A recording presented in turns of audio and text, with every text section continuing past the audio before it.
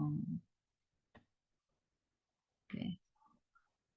Jadi itu yang kita pakai LCD 10 yang sudah direvisi ya.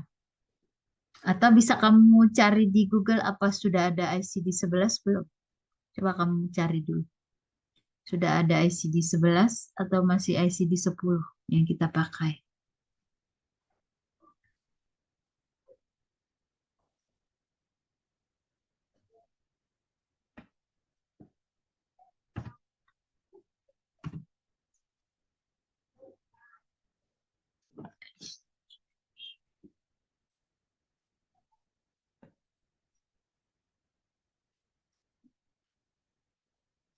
Ada nggak LCD 11? Masih LCD 10 ya? Ada bu kayaknya bu, Jadi LCD 11 bu. ada LCD Udah 11 ada bu, ada. Sudah ada ya? ada bu. Coba kamu kirim filenya ke grup. Saya searching di Google bu. Oh ya, screenshot yang kamu cari. LCD 11-nya dalam bentuk apa ini? Penjelasan atau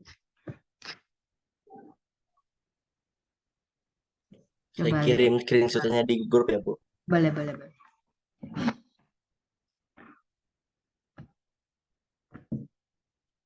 Paling nanti ada beberapa revisi dari LCD 11 ini biasanya.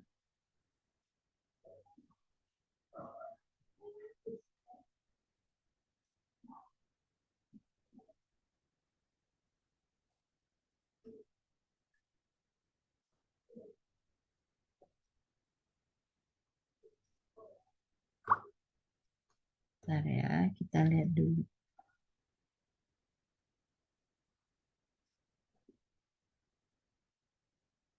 Yang akan diterapkan, oh ini belum. Mulai 1 Januari 2022 dan tapi belum ada dipakai. Ini kan coba coba kamu lihat ada nggak PDF ICD 11. Ini memang ada infonya mulai 1 Januari 2022 tapi sepertinya belum belum ada, belum diterapkan. Coba saya cari ya.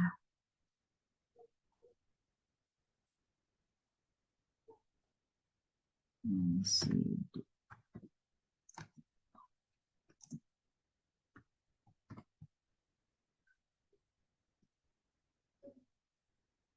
Oh, udah ada ya. Bentar.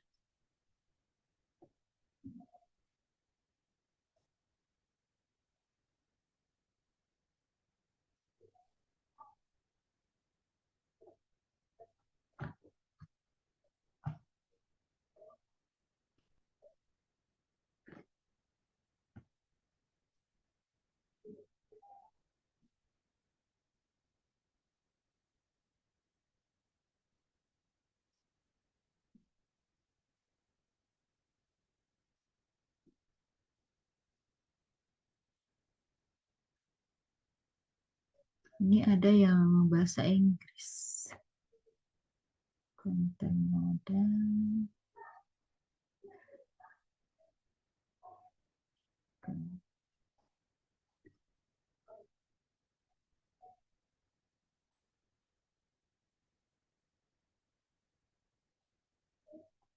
Jadi kalau ICD ini kan dia semakin apa berkembang penyakit-penyakit baru. Itu kalau saya tidak salah itu ICD 10 itu belum masuk COVID-19. Tapi kita kan pakai pedoman ya. Jadi pakai pedoman di situ. Cuman ada beberapa revisi. Saya cek dulu ya.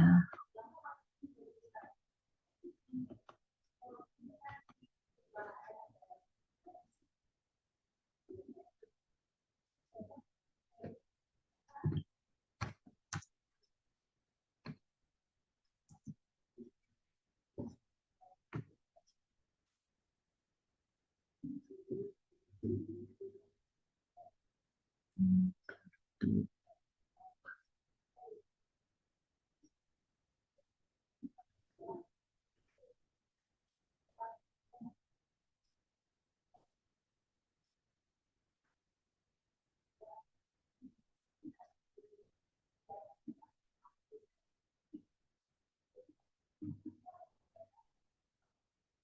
Jadi di sini ada beberapa perubahan itu dari apa ya? Identifikasi penyakitnya ya.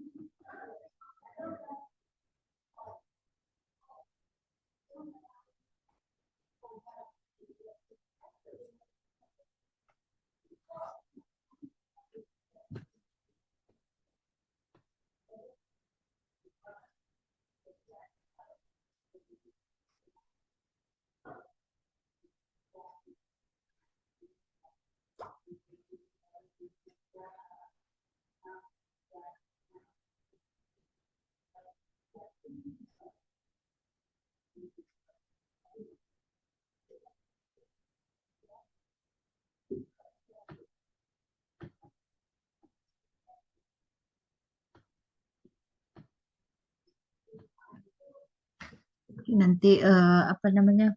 Nanti filenya saya kirim ya kalau untuk ICD 11-nya itu belum belum saya lihat apa perbedaannya. Jadi yang ini kita pahami dulu apa ICD itu ya. Jadi ini kita pakai dulu yang ICD 10 ya. Jadi sebenarnya sama aja ya. Cuman ada beberapa revisi di bagian-bagian mungkin mengklasifikasikan penyakitnya ya. Terus bagaimana nanti membuat laporannya. Jadi ICD 10 adalah itu klasifikasi penyakit dan penyebab penyakit tersebut ya yang dibuat standarnya secara internasional. Ini biasanya dikeluarkan oleh WHO. Jadi standarnya itu sama di seluruh dunia ya. Jadi yang kemarin kita pakai yang ICD 10, ternyata sekarang sudah diterapkan ICD 11 ya. Tujuannya untuk mempermudah perekaman yang sistematis. Pernah nggak kamu dengar istilah rekam medis? Pernah nggak? Pernah, Bu. Nah ya, Benar, jadi Bu. kalau misalnya kamu berobat ke rumah sakit kan itu tidak langsung ditangani ya. Ada beberapa dulu informasi yang harus kamu isi. Biasanya di bagian registrasi.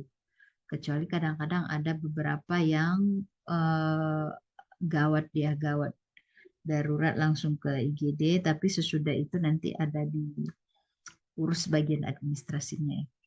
Jadi tujuannya untuk mempermudah perekaman yang sistematis untuk keperluan analisis, kemudian interpretasi dan komparasi data morbiditas maupun mortalitas yang dikumpulkan dari berbagai daerah pada saat yang berkelainan. Jadi dari sini nanti bisa ditetapkan penyakit itu apakah dia epidemi ataupun pandemi. Itu kan dari sini juga bisa ya. Kemudian dari sini juga bisa dilihat misalnya kasus-kasus yang banyak terjadi di daerah tersebut nantinya akan dicari penyebabnya dan solusinya ya. Kemudian untuk menerjemahkan diagnosis penyakit dan masalah kesehatan lainnya dari kata-kata menjadi kode alfanumerik yang memudahkan penyimpanan, retrieval, dan analisis data. Jadi salah satu fungsinya juga untuk meningkatkan pelayanan kesehatan, kemudian menambah wawasan. Jadi kan kadang-kadang diagnosa penyakit itu seiring pertambahan zaman ya. Jadi diagnosa itu bisa menjadi lebih berkembang. Jadi misalnya eh, ada pasien yang didiagnosa itu flu ya. Jadi pasien yang didiagnosa flu itu biasanya disertai dengan batuk, pilek, kemudian sakit kepala, kemudian selanjutnya misalnya pasien pertama itu datang dengan kondisi seperti yang tadi, kemudian ada lagi eh, pasien yang dengan gejala flu tapi ditambah dengan beberapa gejala lain eh, di samping batuk dan pilek tadi. Jadi itu kan seiring banyaknya pasien kan ada banyak keluhan-keluhan, kemudian eh, dari situ bisa dibuat kesimpulan misalnya ciri-ciri flu itu seperti apa, disertai dengan ini itu. Kemudian kadang-kadang ada lagi nanti pasien satu dan pasien yang lainnya itu berbeda, berbeda apa ciri-ciri yang ditunjukkan, tetapi diagnosis penyakitnya sama. Jadi dari situ kan bisa nanti dibuat suatu kesimpulan. Contoh untuk penyakit kanker ya. Penyakit kanker itu penyebabnya apa? Ada yang tahu nggak penyebab penyakit kanker itu? Ada nggak yang tahu penyakit kanker itu penyebabnya apa?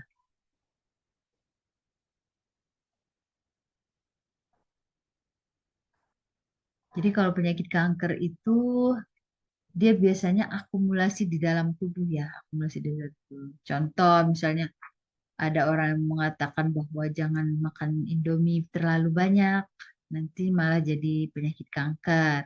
Kemudian jangan makan gorengan yang sering digoreng, nanti penyakit kanker. Jadi sebenarnya kalau penyakit kanker itu kita tidak bisa menyimpulkan satu alasan ya.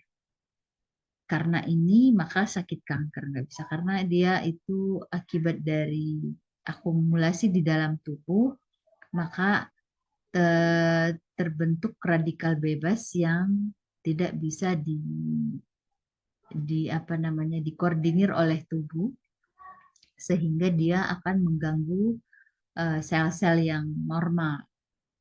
Jadi itu seiring perkembangan waktu penyakit kanker itu akan apa banyak klasifikasi-klasifikasi. Tapi secara umum seperti itu ya. Dia tidak bisa kita kategorikan satu alasan ya. Jadi kalau dibuat rekam medis seperti ini nanti bisa diketahui eh, apa ciri-ciri yang umumnya seperti apa. Kemudian pemanfaatan dalam lingkungan rumah sakit, data tentang penyakit dan operasi digunakan oleh profesional rekam medis untuk memenuhi kebutuhan penelitian medis. Ya. Jadi ini tadi untuk memenuhi kebutuhan penelitian medis. Jadi dari rekam medis itu kan sudah banyak ya dikumpul data-data dan nantinya dari situ kita menganalisis uh, apa kira-kira yang perlu untuk perkembangan penelitian dan untuk nanti hasilnya bisa digunakan untuk perkembang apa penanganan yang lebih bagus lagi. Jadi untuk kepentingan ini dibutuhkan suatu sistem klasifikasi yang sangat terperinci karena bila terlalu banyak penyakit yang kelompokkan dalam satu nomor kode, maka proses alokasi dokumen yang ingin diteliti menjadi lebih sulit. Jadi contoh tadi secara umum kanker ya, penyakit kanker. Jadi kanker itu kan bisa dibagi-bagi lagi ya. Ada kanker rahim, ada kanker payudara, ada kanker kulit, itu dibagi lagi. Maka ini maksudnya proses alokasi dokumen yang ini biar dia lebih gampang ya. Karena kalau dia secara umum dia lebih sulit untuk menelitinya ya. Di lain pihak, perencana kebijakan kesehatan seperti Departemen Kesehatan dan WHO menggunakan data klasifikasi penyakit untuk studi epidemiologinya. Jadi kalau epidemiologi ini dia penentuan status apakah dia pandemi, endemi itu ya. Jadi dia bisa dilihat. Kemudian untuk fungsi dasarnya adalah sebagai klasifikasi penyakit, cedera, dan sebab kematian untuk tujuan statistik menyatukan dua kepentingan yang tadi ya. Sebagai klasifikasi sebab kematian dan tujuan statistik. Jadi ini untuk kepentingan melihat sebab kematian dan tujuan statistik ya. ICD-10 telah banyak berevolusi sejak pertama kali disusun. Jadi penggunaan kode ICD telah makin luas dari sekedar mengumpulkan informasi morbiditas dan mortalitas untuk tujuan statistik hingga diaplikasikan untuk berbagai kepentingan. Nah, jadi ini penting untuk kepentingan di bidang kesehatan, ya. Jadi dalam prakteknya ICD telah, jadi ini panduannya ini sama ya dengan ICD-11. Jadi nggak, kalau di ICD-11 itu kan dia hanya perbedaannya di pengkodeannya. Jadi kalau yang ini kan kamu perlu memahami apa ICD-nya itu ya, bukan bukan ICD-10 atau ICD-11. Jadi ini bisa kita gunakan sebagai referensi agar kamu memahami bahwa adanya apa-apa saja yang dilakukan di rekam medis tersebut ya. Kemudian biasanya kan ada juga misalnya ada pasien yang meninggal, itu bisa saja anggota keluarga belum bisa menerima ya. Jadi kalau ada rekam medisnya itu bisa dijelaskan. Dan kadang-kadang juga ada memang mungkin kelalaian dokter ataupun pihak medisnya itu, maka bisa terjadi malpraktek ya. Malpraktek, dan malpraktek ini juga kadang-kadang ada memang yang disengaja, ada memang yang tidak disengaja. Jadi itu bisa ditinjau kembali rekam medisnya ya.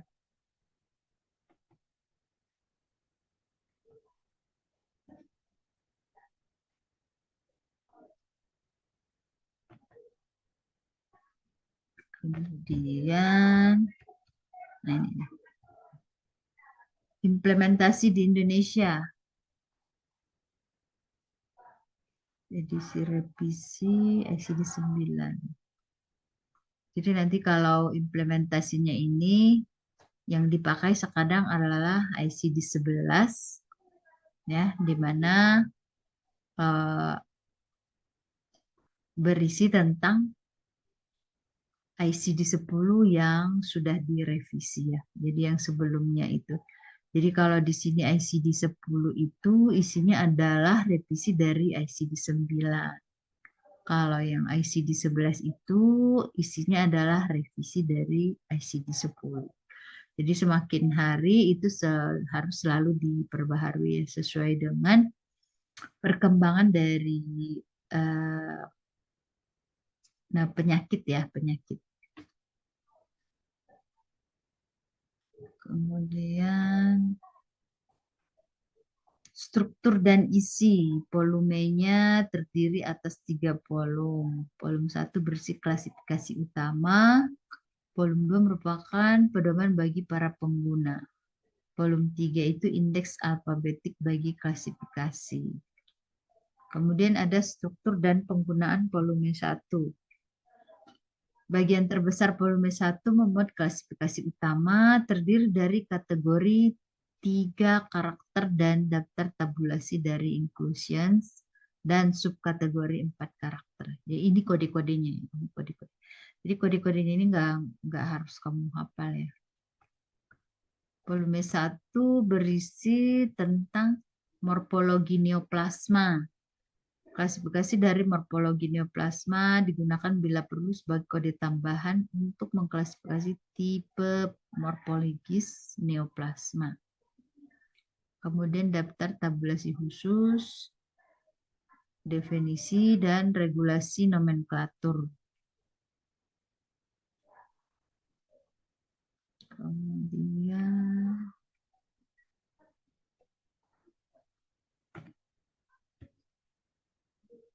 volume 1 berisi klasifikasi yang menunjukkan kategori-kategori di mana suatu diagnosis akan dialokasikan guna mempermudah penyortiran dan perhitungan data untuk tujuan statistik. Jadi volume tersebut dilengkapi dengan definisi-definisi dari isi tiap kategori, subkategori, dan item dalam daftar tabulasi.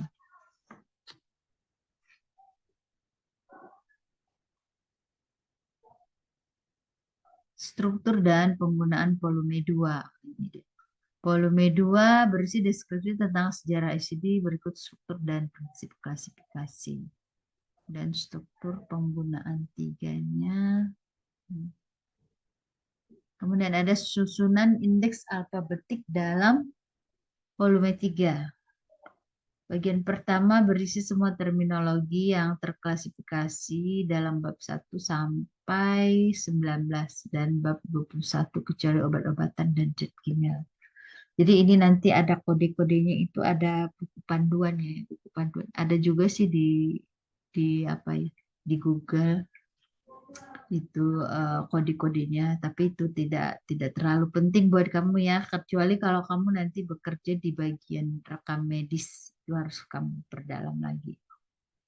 Kemudian bagian kedua merupakan indeks dari sebab keluar morbiditas dan mortalitas. Berikan semua terminologi yang terklasifikasi dalam bab 20 kecuali obat-obatan dan zat kimia lain. Kemudian bagian 3 tabel obat-obatan dan zat kimia. Oke. Struktur dalam indeks. Indeks bersihkan lead term yang diletakkan di bagian paling kiri dari kolom. Nah, ini cara-cara pengkodiannya ya. Jadi kalau di sini disebut juga dengan istilah codingnya, pengkodean dari klasifikasi penyakit. Disebut dengan coding ya. Nomor kode yang mengikuti terminologi merujuk pada kategori dan subkategori di mana terminologi tersebut seharusnya terklasifikasi. Kemudian babnya ada blok kategori 3 dan 4 karakter. Kita lihat coba ada contohnya nggak ya? Inclusion terms.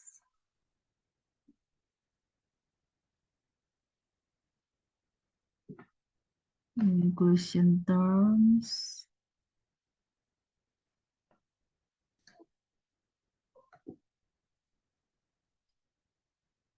Tanda baca kurung digunakan pada 4 situasi. Kemudian digunakan untuk ini juga cara-cara penulisannya ya. Digunakan untuk mengurung kata-kata tambahan yang mungkin mengikuti suatu istilah diagnostik tanpa mempengaruhi nomor kode dari kata-kata yang di luar tanda kurung. Contoh 10 hypertension arterial. Jadi ini ada artinya semua ya. Jadi 10 adalah untuk mengurangi kode dari inclusion terms, bleparitis.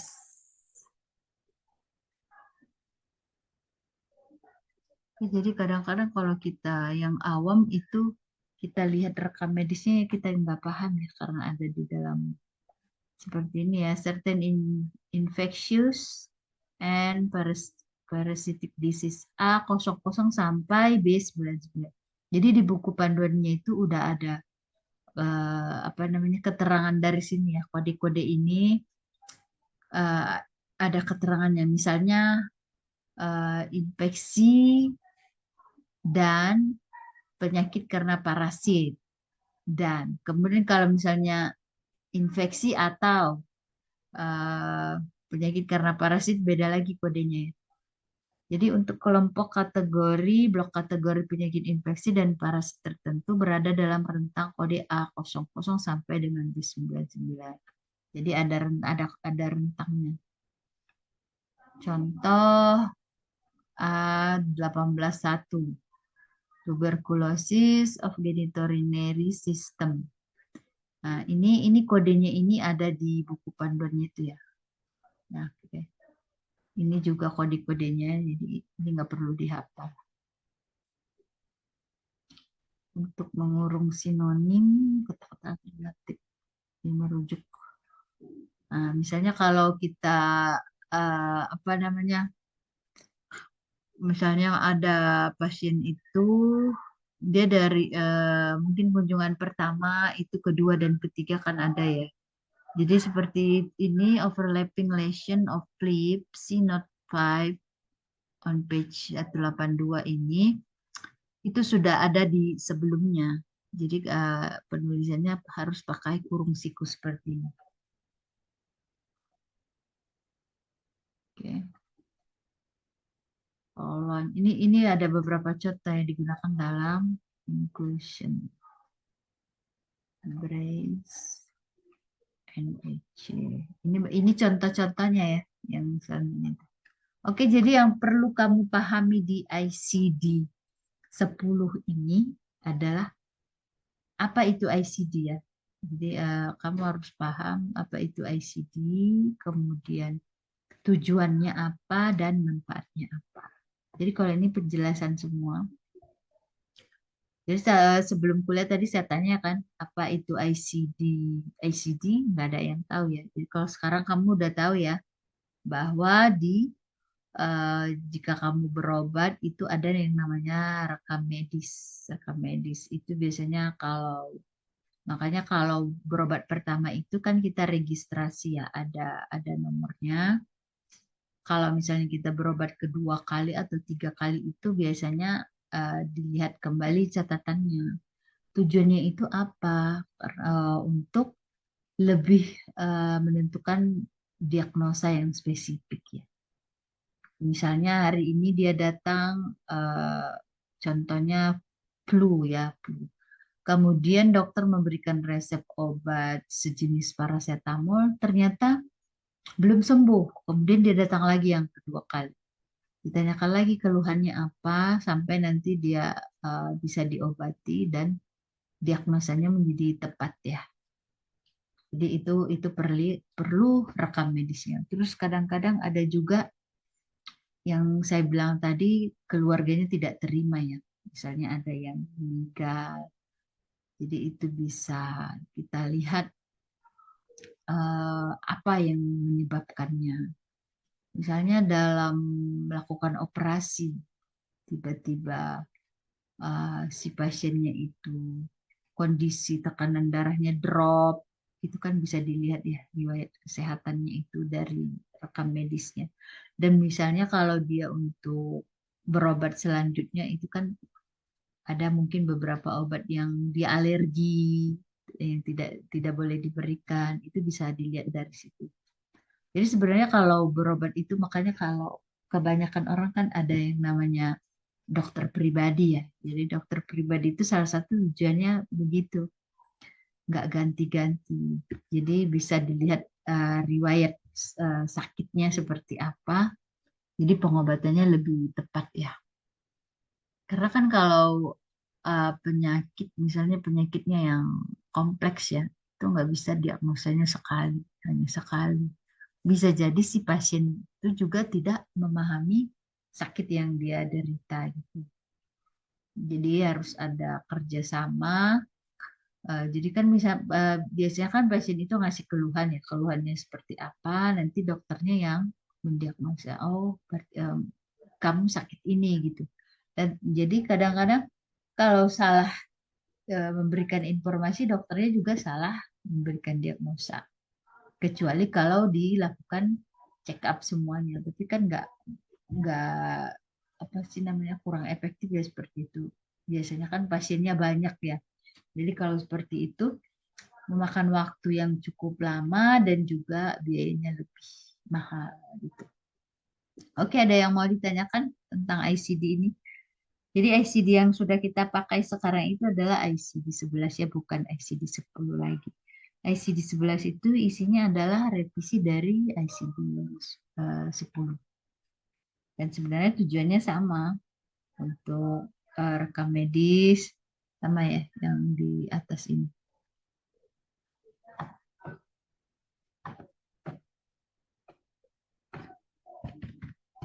Ini dia tujuan dan manfaat.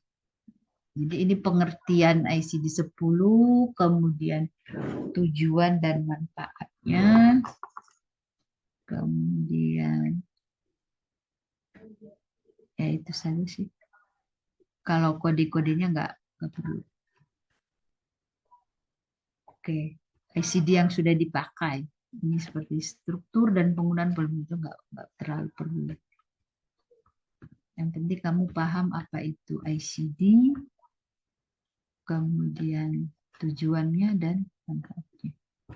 Oke, ada yang mau ditanyakan?